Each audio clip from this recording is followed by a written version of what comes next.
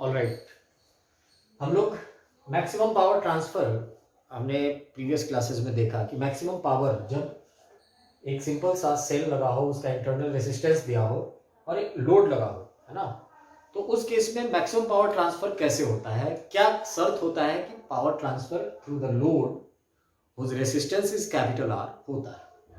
तो हम लोगों ने देखा था कि पावर जो आएगा, सबसे पहले यहां से करंट पास करेगा, the current I will be what, ये दोनों सीरीज में E by R plus R, और जब हम बात पावर की करेंगे तो P is equal to I square R. ये पावर किसके क्रॉस हमने निकाला, तो this power is across the load, है ना।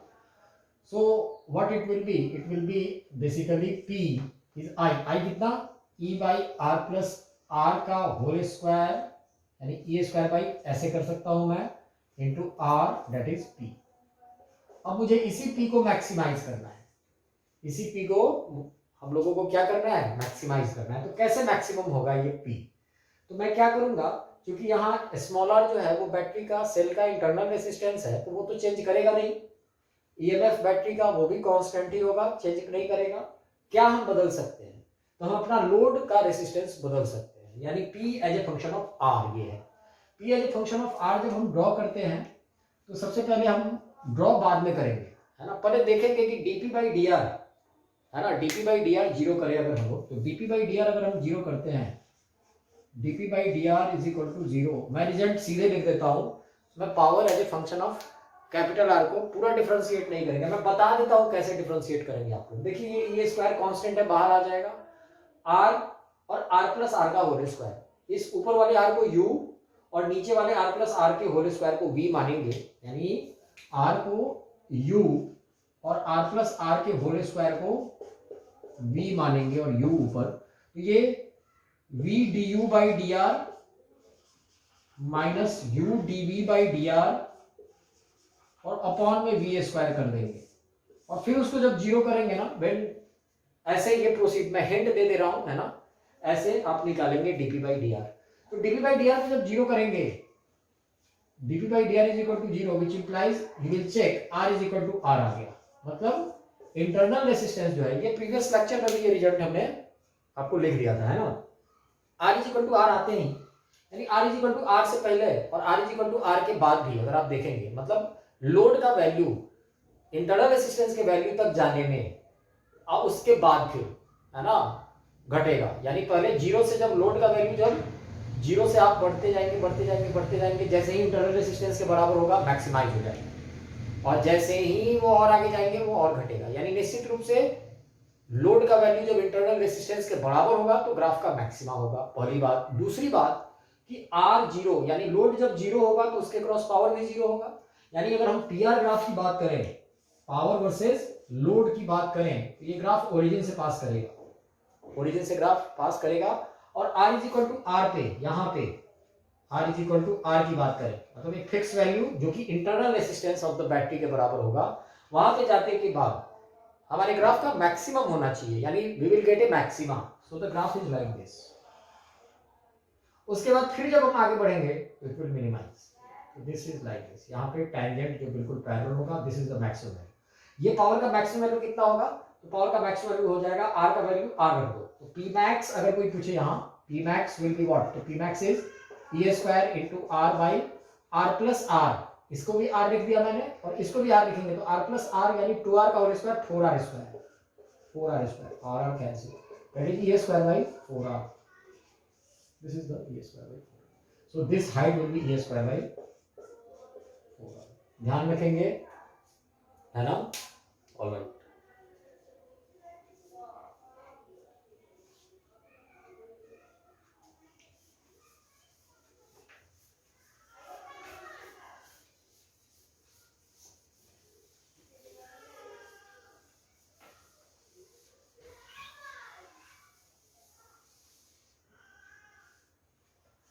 ओके, आगे बढ़ते हैं, सर्किट से रिलेटेड एक क्वेश्चन करते हैं हम लोग।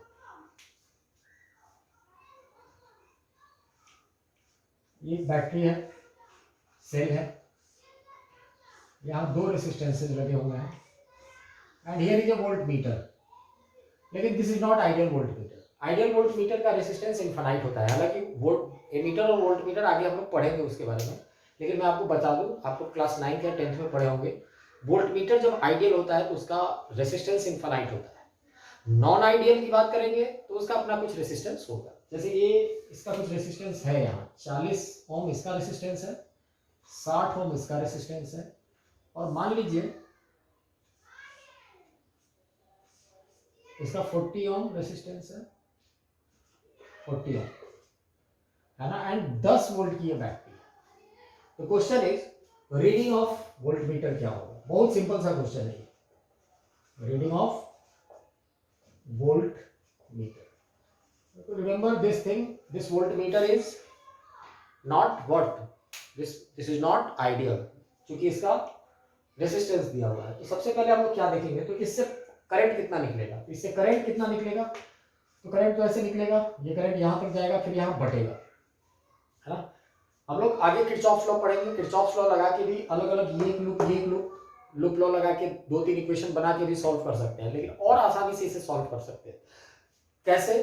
तो देखिए, अगर suppose this point is A and this point is B, अगर ए और बी को देखें तो ए और बी तक जाने में दो रास्ते हैं अलग अलग, एक वोल्ट मीटर होते हुए और एक ये 60 ओम होते हुए, यानी ये दोनों रास्ते पैरेलल है ना।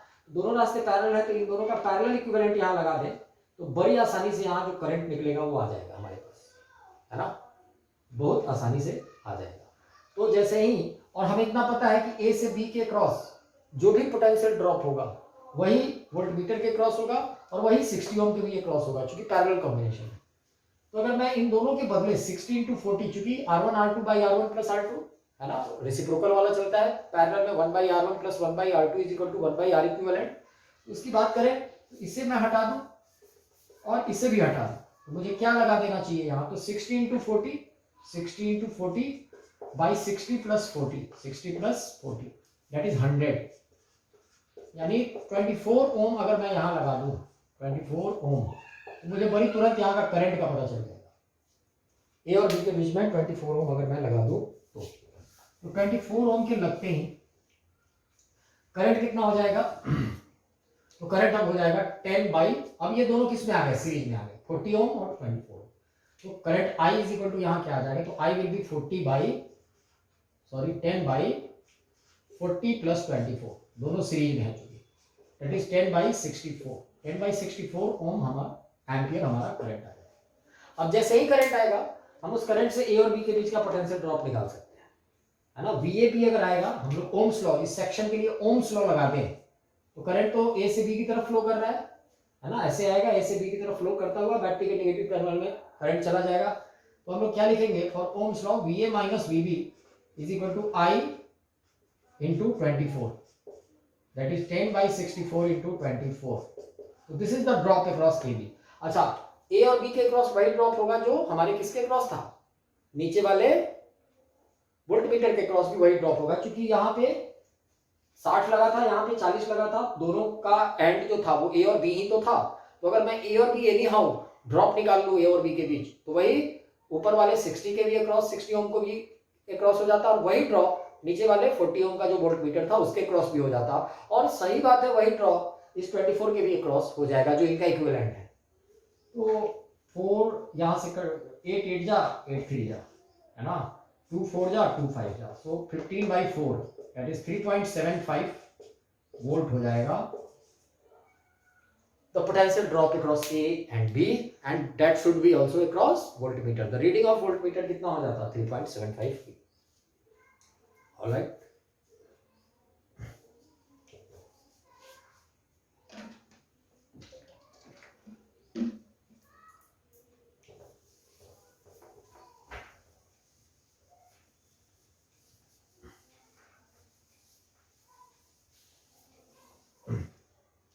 ये क्वेश्चन है कि a coil of resistance R is connected across a cell। I repeat the question, a coil of resistance R is connected across a cell and the power is P। now the coil is cut into two parts and both the parts equal parts, cut into two equal parts, and both parts are connected in parallel and then to the same combination of cell, then what is the new power across the parts of the coil? मतलब एक coil है, simple सा एक coil है. Question ऐसा है कुछ, ये एक रेजिस्टेंस है R और ये V वोल्ट की बैटरी से जुड़ा हुआ है. तो करंट I यहाँ क्या जाएगा, V बाई R. तो पावर क्या हो जाएगा, यहाँ पावर हो जाएगा यहाँ पे I स्क्वायर R, है ना, V square by R square into R. R cancel, that is V square by R पहले पावर हो जाएगा. This is the question. फिर कहता है क्वेश्चन कि इस कॉइल को हमने दो इक्वल पार्ट में कट कर लिया, है ना. इस कॉइल को दो इक्वल पार्ट में हमने कट कर लिया. कट करने के बाद दोनों को हमने पैरेलल में कंबाइन किया. पैरेलल में कंबाइन करने का मतलब ऐसा कुछ कर दिया. जब कट करेंगे तो लेंथ तो आधा कर ही देंगे ना रेसिस्टर का. तो हम जानते हैं कि रेसिस्टेंस का लेंथ जो रेसिस्टर का रेसिस्टेंस जो होता है वो लेंथ के डायरेक्टली प्रोपोर्शनल होता है. तो लेंथ आधा हो जाने से रेसिस्टेंस भी आधा हो जाएगा. So it will B R/2. और दूसरा भी अगर बात करें तो वो भी R/2 ही हो जाएगा. और उससे अब हम लोगों ने सेम कॉम्बिनेशन के क्रॉस कर दिया है अटैच. तो यानी V वोल्ट की ही बैटरी है अब हमारे पास अगेन. तो V वोल्ट की बैटरी से अब क्या हो जाएगा, अब देखिए यहां से हम लोग क्या बात कर सकते हैं. तो R/2 इन दोनों का पैरेलल कॉम्बिनेशन. अब इन दोनों का पैरेलल कॉम्बिनेशन क्या हो जाएगा, R1 R2 by R1 plus R2 2 है. यानी अगर इसको मैं रीड्रॉ करूं एक सिंगल रेसिस्टर बना के तो ऐसा कुछ हो जाएगा. R इक्विवेलेंट क्या हो जाएगा, तो R इक्विवेलेंट हो जाएगा R/2 into R/2 by R/2 plus R/2, that is R square by 4 by R/2 plus R/2, that is R cancel, यानी R/4 हो जाएगा. R/2 पैरेलल का कॉम्बिनेशन R/4 हो जाएगा, पैरेलल कॉम्बिनेशन. ये V वोल्ट नहीं है अभी भी. इससे करंट I कितना निकलेगा, तो I निकलेगा, I की बात करें अगर तो I निकलेगा V बाई R/4. और पावर P डैश क्या हो जाएगा, तो I square R. I square कितना 4V बाई R का होल स्क्वायर इंटू R कितना है R/4, है ना. तो ये हम लोग चेक कर सकते हैं 16V square by R square into R/4. 4 से 4 टाइम कैंसिल, R से R time cancel, 4V square by R. And now V square by R P है और इसके क्रॉस पीरियड कितना है 4V स्क्वायर बाई R. तो पावर क्या हो गया 4P हो जाएगा, है ना. 4 गुना पावर हो जाएगा, है ना. ध्यान रखेंगे पावर क्या हो जाएगा 4 गुना. अच्छा, यहीं पे क्वेश्चन कहता है कि इन्हीं दोनों को कट करके सीरीज में जोड़ दिया गया. What is the new power developed across the combination. तो सेम हो जाता. पूछो क्यों, क्योंकि जब आप कट करते तो सही बात है रेजिस्टेंस आधा आधा तो हो ही जाता R/2. लेकिन जब आप सीरीज में जोड़ देते तो R/2 का सीरीज कॉम्बिनेशन फिर से R बन जाता, जो कि ये ऑटोमेटिक केस था, यही केस था वो, है ना. लेकिन गलती से अगर आपने कट करके पैरेलल में जोड़ दिया तो power dissipated across the combination will be 4 times. Alright. तो ऐसे क्वेश्चंस नीट में, है ना, इस टाइप के क्वेश्चंस पूछे जाते हैं. बल्ब की रेटिंग वाला कॉन्सेप्ट मैंने आपको बताया. किसी बल्ब पे 100 वाट, है ना, और 220 वोल्ट लिखा हुआ है तो समझ जाना है कि 220 वोल्ट अगर उस बल्ब के क्रॉस वोल्टेज रहा तो 100 वाट वो क्या करेगा, पावर डिसिपेट करेगा. इन दोनों इंफॉर्मेशन से हम बल्ब का क्या निकालते हैं, तो बल्ब का हम लोग निकालते हैं रेसिस्टेंस. बल्ब का क्या निकालते हैं, रेसिस्टेंस. फिर प्रोसीड करते हैं. Alright.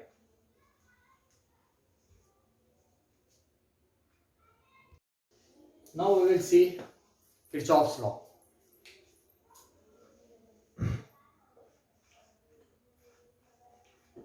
Kirchhoff's law.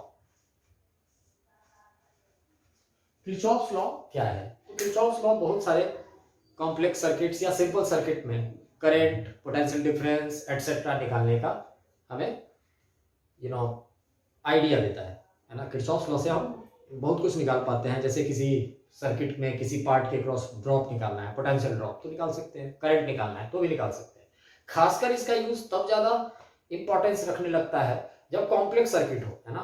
Simple circuit तो हम लोगों ने बहुत सारे सॉल्व किए. यहाँ एक बार भी किरचॉफ्स लॉ का मैंने नाम तक नहीं लिया, लेकिन क्वेश्चन सॉल्व हुआ.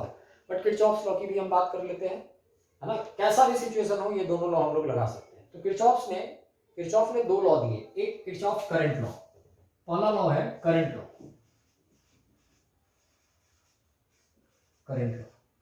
अब ये लॉ क्या कहता है, तो current law it is based on law of conservation of charge. मतलब सर्किट के किसी पॉइंट पे अगर हम बात करें तो सर्किट के किसी पॉइंट पे जितना चार्ज किसी एक पार्ट से, एक साइड से इन करेगा, उतना ही चार्ज दूसरी तरफ जाएगा भी। इसको कहीं कहीं जंक्शन रूल भी नाम दे करके एक्सप्लेन किया जाता है ना, करंट लॉ को। मतलब किसी एक पॉइंट पे हम बात करें तो कहीं मान लो वहां पे जंक्शन है, अगर वो इधर से करंट I1 जा रहा, इधर से करंट I2 गया, यहाँ पे पहुंचा और इधर I3 निकल गया, तो ये लॉ ये कहता है कि net incoming current must be equal to net outgoing current. क्योंकि current rate of flow of charge है, और चार्ज के बारे में ऐसा कहा जाता है कि चार्ज कहीं पे डिस्ट्रॉय नहीं हो सकता या एक्युमुलेट नहीं हो सकता। जितना चार्ज फ्लो करेगा इनकमिंग, उतना ही आउटगोइंग में भी फ्लो करेगा। So I1 plus I2 must be equal to I3, I1 plus I2 must be equal to I3। तो this is the first law which says that net incoming current at a junction or at a point is equal to net outgoing current from that very point. It is based on law of conservation of charge. Second law की बात करें, ये है Kirchhoff's voltage law. Voltage law या loop law भी कहते हैं। मतलब ये लॉ ये कहता है, ये लूप में हम लोग लगाते हैं, है ना। लूप में भी लगा सकते हैं, दो अलग अलग पॉइंट के भी बीच में ये कभी कभी हम लोग लगा सकते हैं, ठीक है ना। तो हम पॉइंट के बीच में भी सर्किट के हम लगा के आपको दिखाएंगे, लूप में भी लगा के दिखाएंगे कि कैसे अप्लाई करते हैं। लेकिन इस लॉ को सबसे पहले जाने कि ये लॉ किस बात पे आधारित है। जैसे किरचॉफ्स करंट लॉ तो law of conservation of charge पे बेस्ड है, ये law of conservation of energy पे बेस्ड है ना। Law of conservation of energy पे बेस्ड है। ये लॉ ये कहता है कि नेट पोटेंशियल ड्रॉप, है ना, across A loop is any close path across the circuit. मतलब जब सर्किट के किसी पॉइंट से आप चलना शुरू करो और वैलिड पाथ पे चलते हुए फिर से आप वहीं पे पहुंच जाओ, तो आप कहां चले गए, आपने क्या कंप्लीट कर लिया, तो लूप कंप्लीट कर लिया। तो उस लूप के क्रॉस नेट पोटेंशियल ड्रॉप हमेशा क्या होना चाहिए, जीरो होना चाहिए। क्योंकि जहां से चले थे वहीं आप पहुंच गए, तो उन्हीं दो पॉइंट्स का पोटेंशियल ड्रॉप, क्योंकि दोनों पॉइंट्स सेम ही है जहां से आप चले थे और जहां पहुंचे थे, तभी तो लूप कंप्लीट होगा। तो एक ही जगह का पोटेंशियल डिफरेंस तो जीरो ही होगा ना। जैसे 5 वोल्ट है, चलते वक्त आगे पहुंच गए 5 ही वोल्ट, तो 5 - 5 इज 0। यही फंडा है वहां का। इस लॉ को लगाते वक्त दो बातों का ध्यान रखते हैं कि रास्ते में अगर रेसिस्टेंस मिल गया तो फिर देखते हैं कि करंट कैसे फ्लो कर रहा है। तो करंट का तो अपना एक कन्वेंशन होगा, जैसे आप फ्लो करा रहे हैं, तो ध्यान रखना है कि करंट हमेशा हायर से लोअर की तरफ फ्लो करता है। तो अगर आपके रास्ते में पोटेंशियल का इंक्रीज हो रहा है तो पोटेंशियल ड्रॉप को आप हमेशा पॉजिटिव लेंगे। अगर पोटेंशियल का डिक्रीज हो रहा है तो पोटेंशियल ड्रॉप को नेगेटिव लेंगे। या आप रेसिस्टेंस में करंट के फ्लो के डायरेक्शन को देख के पता कर सकते हैं। दूसरी बात, अगर आपके रास्ते में बैटरी या सेल आ जाता है तो फिर आप देखो कि आप बैटरी के नेगेटिव से पॉजिटिव की तरफ चल रहे हो टर्मिनल की तरफ, या पॉजिटिव से नेगेटिव टर्मिनल की तरफ चल रहे हो। बैटरी के नेगेटिव से पॉजिटिव की तरफ चल रहे हो, यानी आप जहां आपके रास्ते में पोटेंशियल का इंक्रीज हो रहा है तो उसे हम लोग पॉजिटिव लेते हैं। अगर बैटरी के पॉजिटिव से नेगेटिव की तरफ आप जंप कर रहे हो, चल रहे हो, तो समझो कि आप लोअर पोटेंशियल की तरफ जा रहे हो, तो उस पोटेंशियल ड्रॉप को आप नेगेटिव लेंगे। इन्हीं दो बातों का ध्यान रखते हैं हम लोग। जैसे लूप लॉ लगाते वक्त हम लोग देख सकते हैं,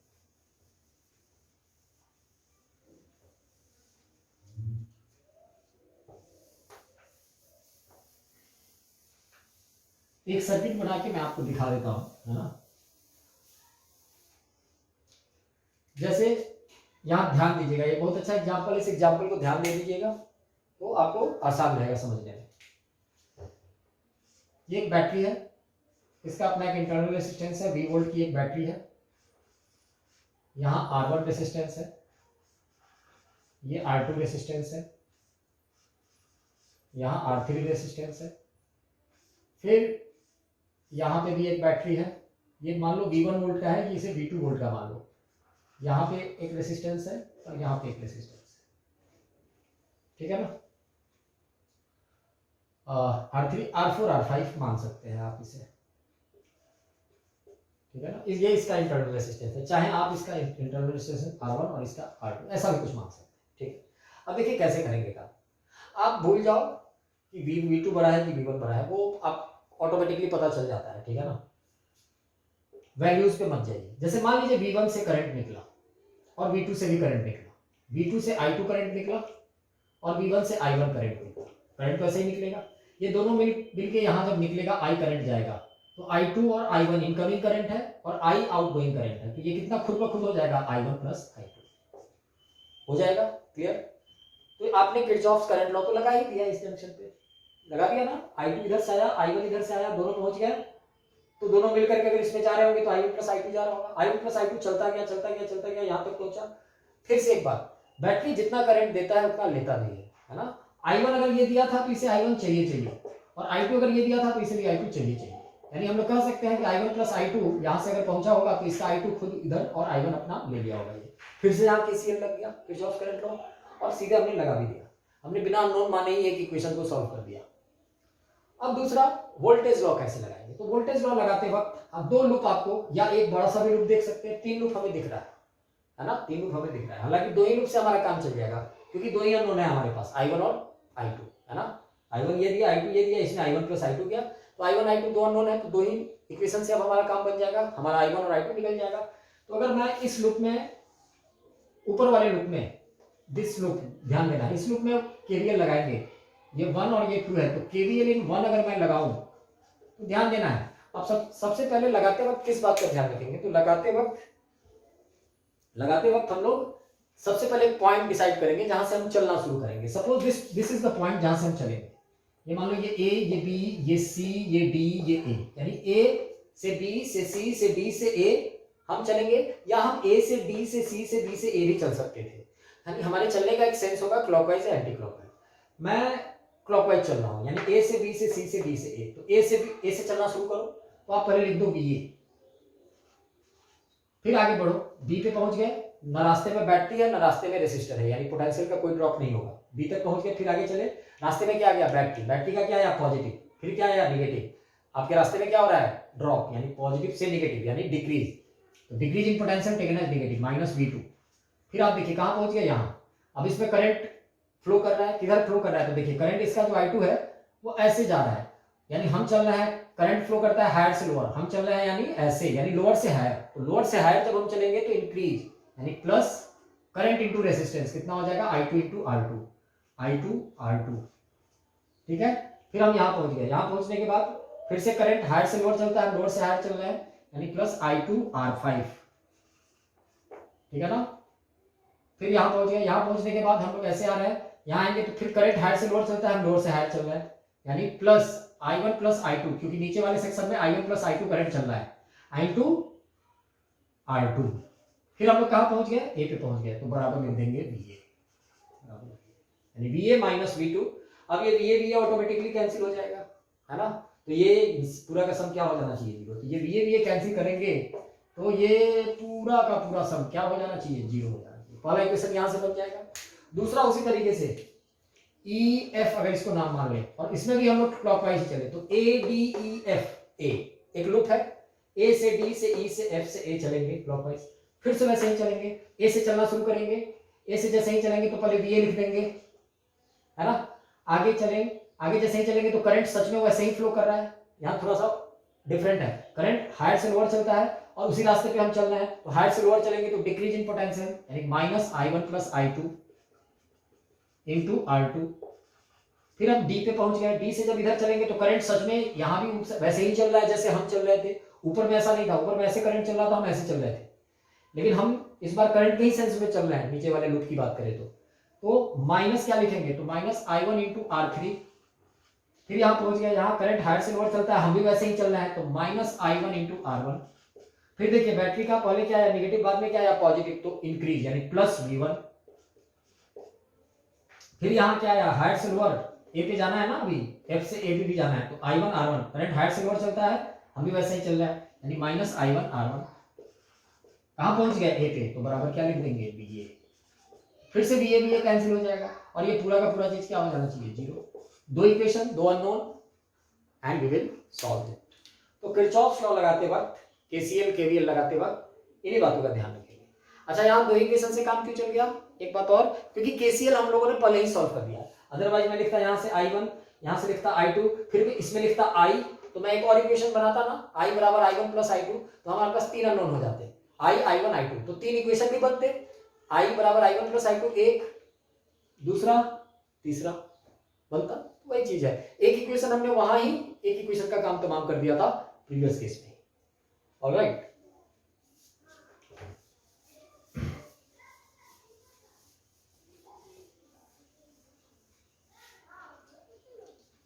जैसे केवीएल के एग्जाम्पल, केवीएल के कॉन्सेप्ट से क्वेश्चन हम लोग लगा सकते हैं। जैसे सपोज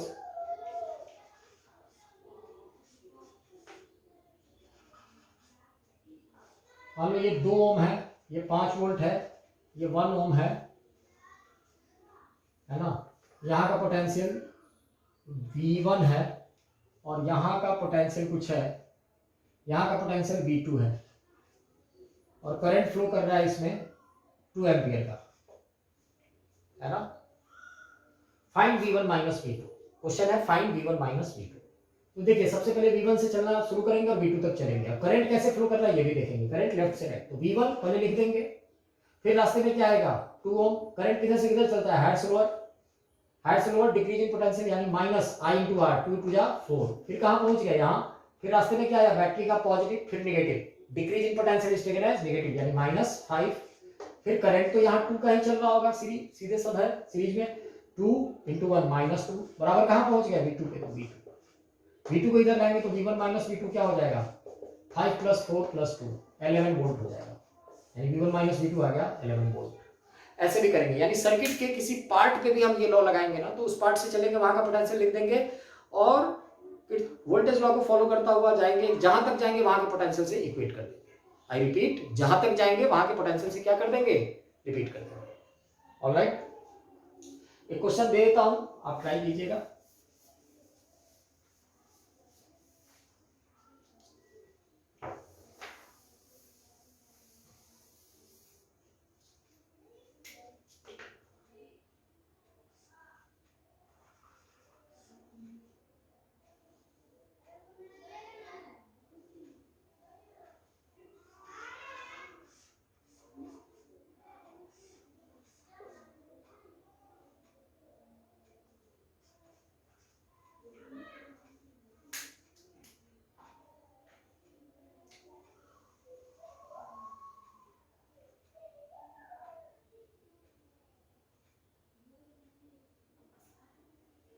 ये 1 ओम है, इसमें 2 एम्पियर का करंट जा रहा है और ये R है। If possible find R, if possible find R, ये क्वेश्चन अगर पॉसिबल है तो, क्योंकि ये दोनों ग्राउंडेड है, ध्यान रखिएगा। हो सकता है R इनवैलिड ना भी निकले, तो मैंने ऐसे ही दे दिया है आपको ट्राई करने को, मे बी R ना भी निकले, आप मतलब R का वैल्यू कुछ निगेटिव जैसा आ जाए तो समझिए कि this case is not possible. अगर पॉसिबल है तो R का वैल्यू निकालिएगा। ऑलराइट, ऑलराइट, हम लोगों ने किरचॉफ्स लॉ पढ़ा है अभी, है ना। किरचॉफ्स लॉ में आगे बढ़ते हैं। सपोज ऐसा क्वेश्चन आपको, ये नीट लेवल का क्वेश्चन हो सकता है ना, जिसमें हम बात करें तो बहुत सारी चीजें ऐसे सर्किट से रिलेटेड निकालने को पूछी जा सकती है। जैसे यहाँ पे find I, I1 and I2। See the circuit, 10 volt की एक बैटरी है जिससे कुछ करंट I निकल रहा है। वो करंट यहाँ, ये एक जंक्शन है जहां पे करंट डिस्ट्रीब्यूट हो रहा है I1 एंड I2। तो इस सेक्शन में I1 करंट जाएगा, इधर I2 जाएगा और फिर I1 I2 यहाँ मिल जाएंगे, क्योंकि बैटरी ने I1 और I2 का कॉम्बिनेशन दिया था, यानी I1 + I2 दिया था, तो ये I1 + I2 फिर से ले भी लेगा। यानी अगर हम बात करें तो वी कैन सी कि ये I1 यहाँ तक पहुंचेगा, ये I2 यहाँ तक पहुंचेगा और I1 + I2 फिर ये बैटरी हमारा ले भी लेगा। क्वेश्चन में पूछ रखा है कि I1 और I2 फाइंड कीजिए, सारे रेसिस्टेंसेस दिए हुए हैं। ऑलराइट, तो अगर हम बात करें तो सबसे पहला इक्वेशन क्या बनेगा, तो सबसे पहला इक्वेशन बनेगा I = I1 + I2, I = I1 + I2। यहाँ जंक्शन रूल अगर हम लगा लेते हैं, this is the first equation. Second equation की बात करें तो वो कैसे निकलेगा, तो सेकेंड इक्वेशन निकल जाएगा कि अगर हम इसमें किरचॉफ्स वोल्टेज लॉ लगा दे, केवीएल लगा दे, लूप लॉ लगा दे, या इसमें भी लगा दे, दोनों में मैं लगाता हूं, क्योंकि हमारे पास 3 अननोन है। आप देखिए अननोन यहाँ I, I1, I2 ये तीनों अननोन है, तो इक्वेशन भी 3 चाहिए, इक्वेशन 3 चाहिए, एक आ चुका है तो 2 और आना चाहिए। 2 में से पहला नीचे वाले लूप में मैं लगाता हूँ। अब मैं इस पॉइंट से अगर चलता हूँ, इस पॉइंट से मैं जा रहा हूँ ऊपर की तरफ, कोई ड्रॉप नहीं, यहाँ पहुंचा मैं। अब आगे क्या है, जब जैसे ही चलूंगा तो 16 ओम का एक रेसिस्टेंस है, वहां ड्रॉप होगा। करंट हायर से लोअर चलता है, हम भी वैसे ही चल रहे हैं, यानी हम हायर से लोअर चल रहे हैं, यानी decrease in potential taken as negative. तो कितना हो जाएगा इसके क्रॉस पोटेंशियल ड्रॉप, तो I1 × 16 और माइनस में, यानी -I1 इंटू 16। फिर मैं यहां पहुंच गया, यहां पहुंचने के बाद अब मैं नीचे चलूंगा।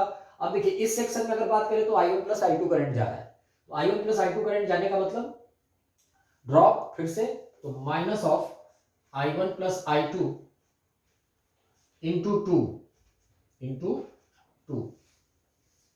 फिर मैं यहां पहुंच जाऊंगा, फिर बैटरी का क्या है नेगेटिव टर्मिनल, फिर क्या पॉजिटिव टर्मिनल यानी इंक्रीज इन पोटेंशियल यानी +10। फिर मैं कहां पहुंच गया इसी पे, तो बराबर 0, क्योंकि भी इस पॉइंट का पोटेंशियल अगर मैं VA लिखता यहां तो VA माइनस लिख करके फिर यहां VA आ जाता तो VA कैंसिल हो जाता, तो मैं सीधे VA कैंसिल करके यहां 0 लिख दिया हूं, एक ही बात है। फिर इसको अगर मैं और इलैबोरेट करूं तो it is -16I1 -2I1 -2I2 plus 10 is equal to 0। ये आ जाएगा 16 और 2 18 और 2 इधर चला जाएगा, तो 10 is equal to 18I1 plus 2I2, या मैं लिख सकता हूं 5 is equal to 9I1 plus I2। This is the second equation, ये दूसरा इक्वेशन आ जाएगा। तीसरे इक्वेशन की बात करें तो तीसरा इक्वेशन ऊपर वाले लूप में से आ जाएगा। अगर तीसरे इक्वेशन की हम बात करें तो वो कहां से आएगा, तो तीसरा इक्वेशन मैं यहां लिख रहा हूं, है ना, यहां लिखता हूं। मैं यहां से चलता हूं फिर से इस पॉइंट से ऐसे इस सेंस में चलूंगा यानी क्लॉकवाइज, तो what I will get I2, जैसे आगे बढ़ूंगा I2 इधर ही चल रहा है ना, हायर से लोअर करंट चलता है, तो -I2 इंटू 10 -10I2। फिर इसमें भी I2 ही चल रहा है ना, तो -6I2। और इसमें अगर बात करें तो I1 चल रहा है। अब गौर करना है I1 लेफ्ट से राइट चल रहा है और लूप को कंप्लीट करने के लिए मुझे राइट से लेफ्ट चलना पड़ेगा। करंट चलता है हायर से लोअर, यानी हम चल रहे हैं लोअर से हायर, यानी प्लस लिखना पड़ेगा, प्लस I1 इंटू 16 यानी plus 16I1 that must be equal to 0। क्या आ जाएगा 16I1 इज इक्वल टू 10 और 6 है ना, 10 6 16I2, 16 16 कैंसिल। तीसरा इक्वेशन आ गया I1 और I2 बराबर होंगे, है ना, I1 और I2 क्या हो जाएंगे, बराबर हो जाएंगे। यहां से तुरंत क्या आ जाएगा, I1 I2 जैसे ही मैं बराबर लिखूंगा तो देखिए इस I2 के बदले अगर I1 लिख दूं तो 5 इज इक्वल टू क्या आ जाएगा 9I1 प्लस I2 को भी मैं I1 ही लिख देता हूं, तो प्लस I1 यानी 5 इज इक्वल टू 10I1, यानी I1 is equal to 5/10 that is 1/2। तो I2 भी कितना आ जाएगा 1/2, है ना, क्योंकि I1 I2 बराबर है। और I कितना आ जाएगा I1 प्लस I2 1/2 प्लस 1/2, यानी I हो जाएगा 1 एम्पियर, यानी I1 1/2 एम्पियर, I2 भी 1/2 एम्पियर और I 1 ampere. This is very simple question. तो किरचॉफ्स लॉ को अप्लाई करके ऐसे छोटे छोटे क्वेश्चंस को हम लोग सॉल्व कर सकते हैं।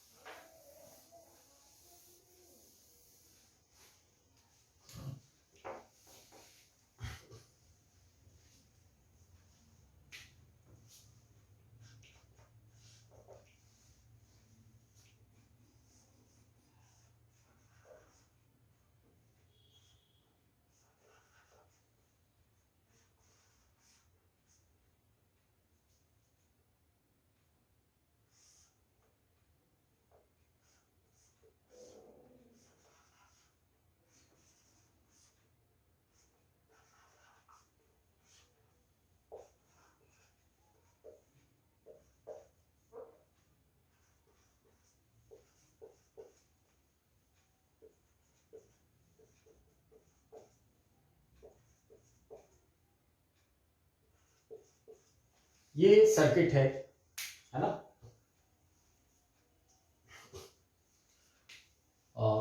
This is point A and this is point B, है ना।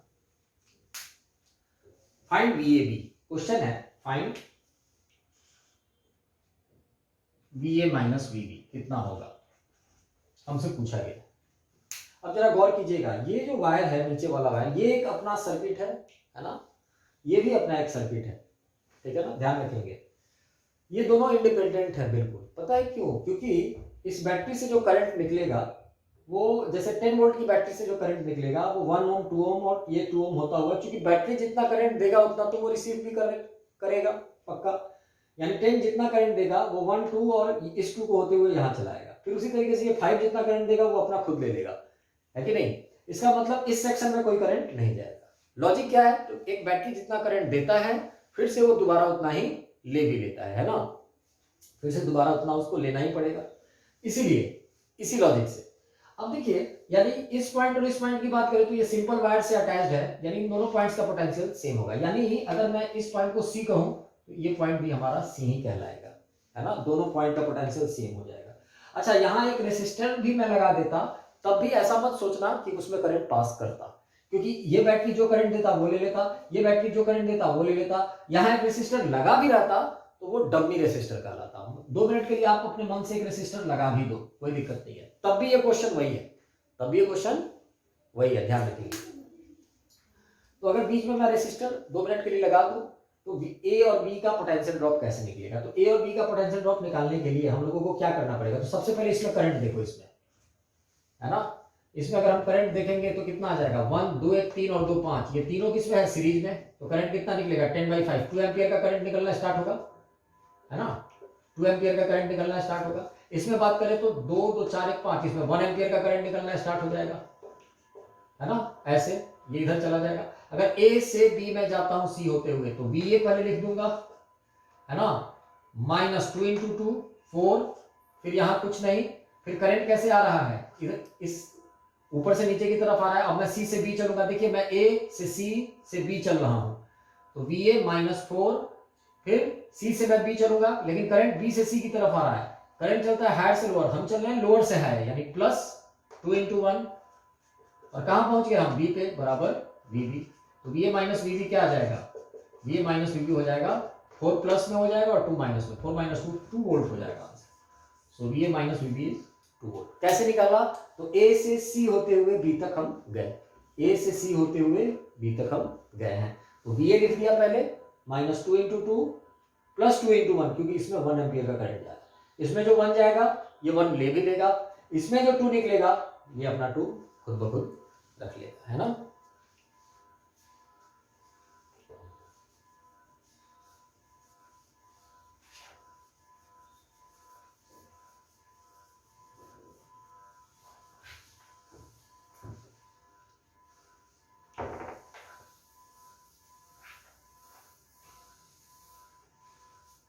ऑलराइट, आगे बढ़ते हैं हम लोग। रेसिस्टर्स की ग्रुपिंग के बारे में आप जानते हैं, जो नॉर्मल सी बात है वो आप जानते हैं कि जब सीरीज में कनेक्टेड होते हैं, है ना, जब सीरीज में कनेक्टेड होते हैं तो सिंपल ऐड हो जाते हैं। कैपेसिटर का जस्ट उल्टा चलता है। कैपेसिटर जब सीरीज में था तो रेसिस्टर का पैरेलल वाला कॉन्सेप्ट वहां लगता है, और उधर जब पैरेलल होता है तो इधर का सीरीज वाला कॉन्सेप्ट लगेगा, ध्यान रखेंगे, है ना?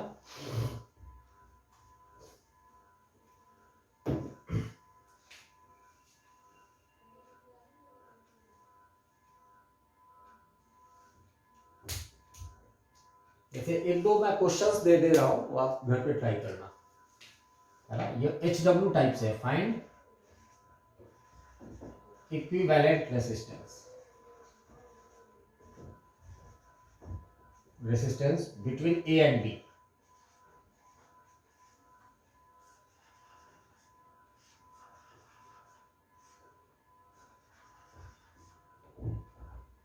ए बी, ये आर, ये 2R। पहला बहुत इजी क्वेश्चंस दे रहा हूँ, ये आप जरूर ट्राई कर लेना। छोटे छोटे ही मैं दे रहा हूँ जो रिलेवेंट है, बड़े बड़े कॉम्प्लेक्स नेटवर्क में इक्विवेलेंट रेसिस्टेंस अभी मत निकालना, है ना? वैसा आता भी नहीं है, आएगा भी नहीं।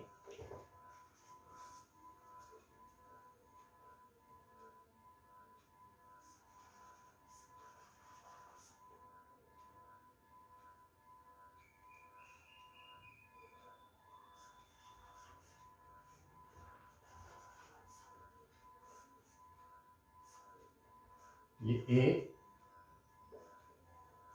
ये बी,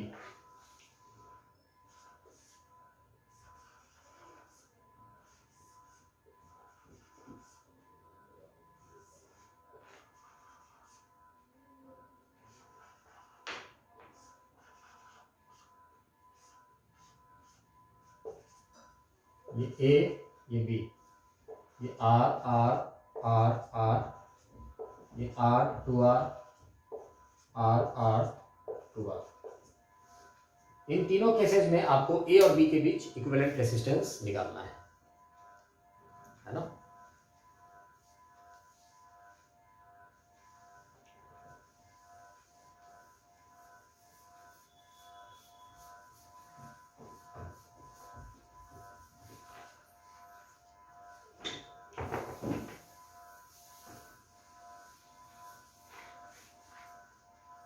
ग्रुपिंग ऑफ सेल्स, अब हम बात करते हैं थोड़ा सा ग्रुपिंग ऑफ सेल्स, है ना।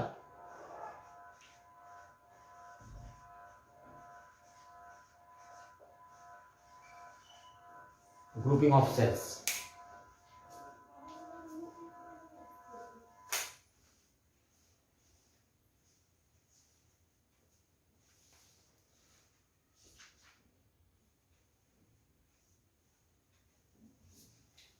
सबसे पहले हम लोग सीरीज ग्रुपिंग की बात करते हैं। सीरीज ग्रुपिंग,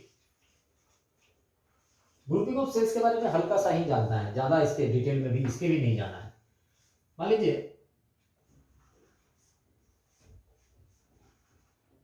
ये दो सेल्स हैं, दिस इज E1, इसका इंटरनल रेसिस्टेंस है R1, this is E2 and the internal resistance is R2 and this point is A and B।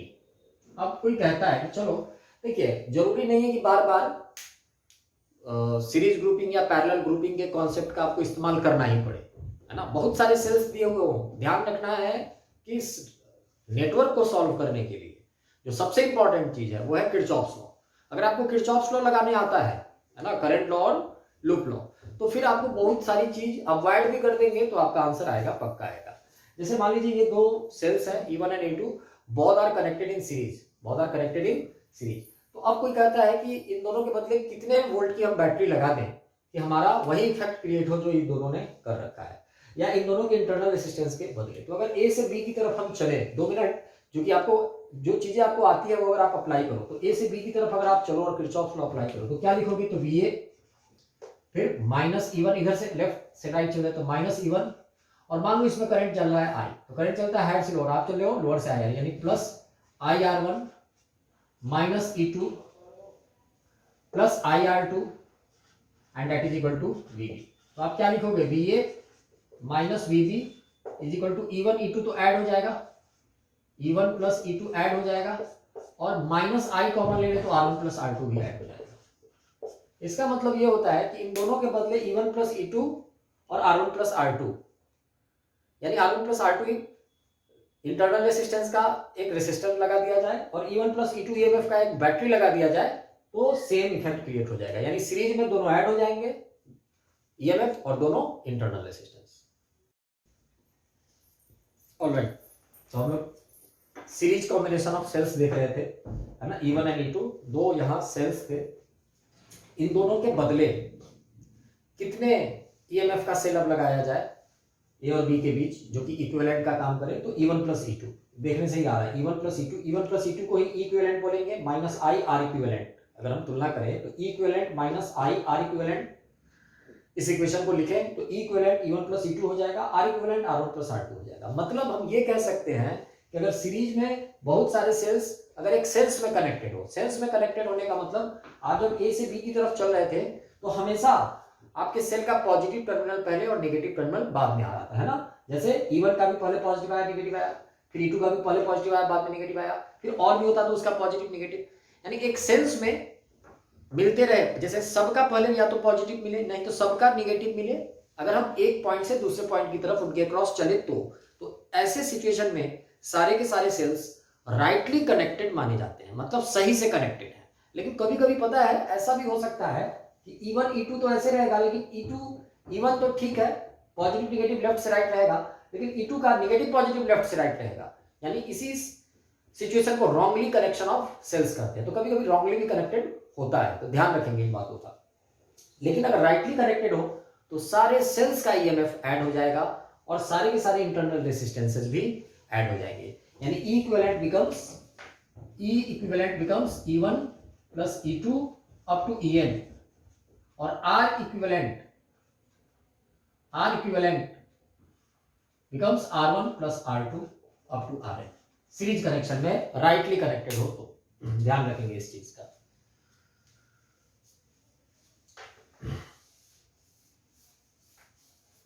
Wrongly connected में क्या होता है, जैसे सपोज ऐसे नहीं होता रॉन्गली कनेक्टेड में, चला यहीं पे समझा देता हूं, है ना। रॉन्गली कनेक्टेड का मतलब this is the wrong connection, this is the wrong connection. R2 को इधर लगाओ चाहे इधर लगाओ, उससे कोई फर्क नहीं पड़ता है। मान लो B से एक करंट ऐसे आ रहा था, तो अब आप VA भी कैसे लिखते, तो अब आप लिखते VA, ये रॉन्ग कनेक्शन है, ध्यान रखेंगे, है ना। तो VA तो लिख देंगे माइनस E1 प्लस IR1, फिर ये माइनस से प्लस, प्लस E2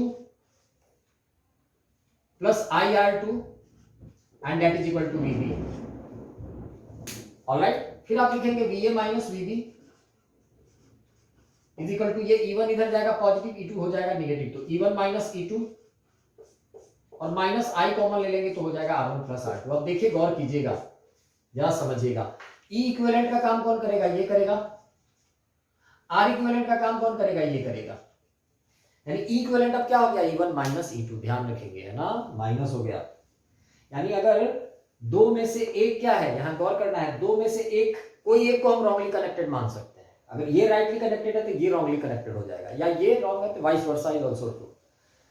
तो E1 माइनस E2 ये हो गया। लेकिन अभी आप देखिएगा R इक्विवेलेंट अभी भी R1 प्लस R2 है, यानी सीरीज कनेक्शन में रॉन्गली हो या राइटली कनेक्टेड हो, इक्विवेलेंट इंटरनल रेसिस्टेंस सबका सम होता है। जितने भी बैटरी सेल्स हैं सबके इंटरनल रेसिस्टेंसेस का सम ही होता है, यानी R इक्विवेलेंट में कोई दिक्कत नहीं है।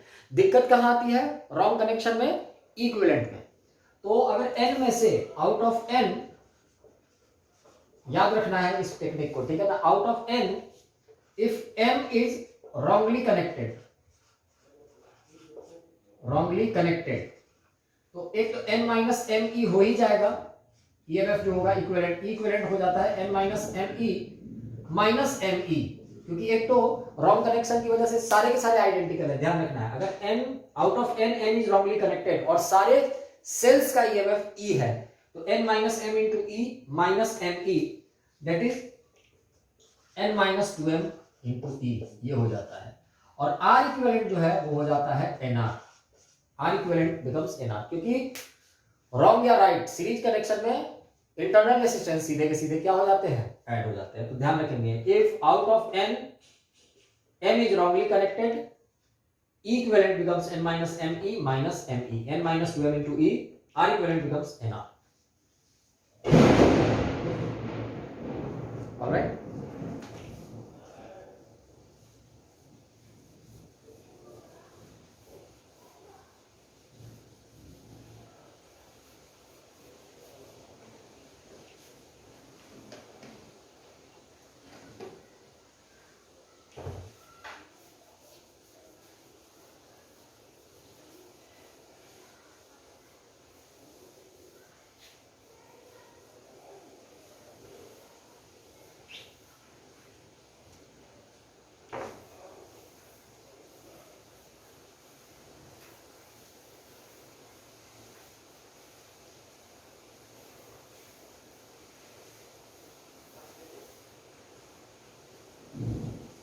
अब बात करते हैं पैरेलल की, है ना, पैरेलल की बात करते हैं।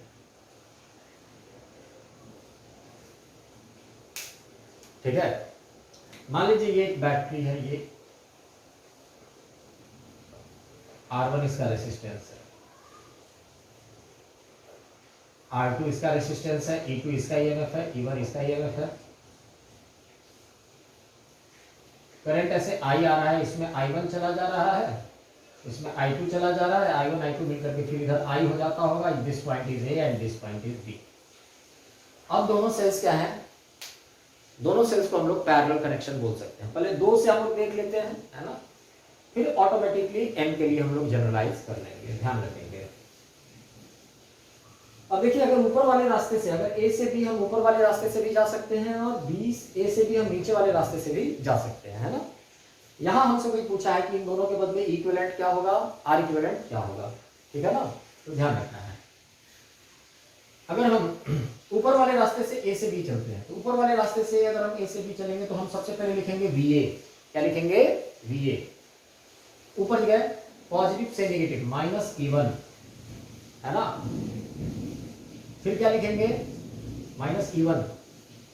हम चल रहे हैं हायर से लोअर, करंट चलता है, हम चल रहे लोअर से हायर, यानी plus I1 R1 and that is equal to VB। यानी यहां से हम लोग लिख सकते हैं VA माइनस VB, जिसको हम 2 मिनट के लिए V कह देते हैं, है ना, is equal to I1 E1 positive हो जाएगा माइनस I1 R1 नेगेटिव हो जाएगा। उसी तरीके से नीचे से चले तो हम लिखेंगे VA, फिर प्लस से माइनस माइनस E2, हायर से लोअर करंट चलता है, लोअर से हायर हम चल रहे हैं, तो plus I2 R2 is equal to VB। फिर हम लिखेंगे VA माइनस VB, जिसको V एज्यूम करके हम लोग लिख सकते हैं E2 minus I2 R2। Alright, अब जरा देखिएगा एक चीज और यहाँ दिख रहा है कि यहाँ ये जो करंट I निकल रहा है वही यहाँ बढ़ रहा है, यानी I बराबर हम I1 प्लस I2 भी लिख सकते हैं। I is equal to I1 plus I2 भी हम लोग यहाँ लिख सकते हैं, ध्यान रखिए। अब क्या होगा, अब आगे बढ़ते हैं हम लोग I1 प्लस I2 से। ओके, हमें इक्विवेलेंट निकालना है ना, हमें क्या निकालना है, इक्विवेलेंट, आर इक्विवेलेंट। कैसे निकलेगा भैया आर इक्विवेलेंट? देखिए ये जो V है, I बराबर I1 प्लस I2 जो मुझे लिखना है, मैं कैसे लिख सकता हूँ? I1 को मैं यहाँ से क्या इक्वेट करके लिख सकता हूँ क्या? तो बिल्कुल लिख सकता हूँ। I2 को भी मैं यहाँ से लिख सकता हूँ, है ना। हमें अल्टीमेटली V के बराबर लिखना है, तो अगर मैं I1 और I2 का वैल्यू यहाँ से लिखूँ, है ना, तो मैं यहाँ से एक इंफॉर्मेशन लिख सकता हूँ। यहाँ से मैं, ध्यान रखना, यहाँ से मैं डायरेक्ट अब थोड़ा सा ऊपर लिखता हूँ।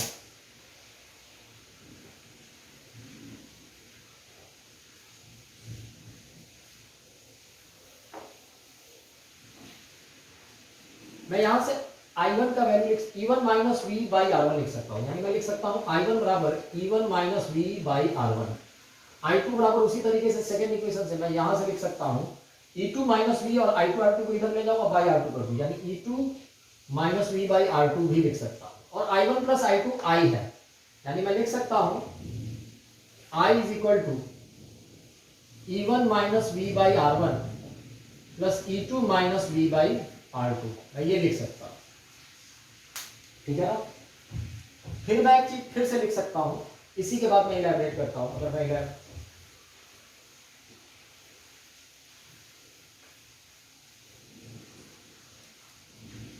after that I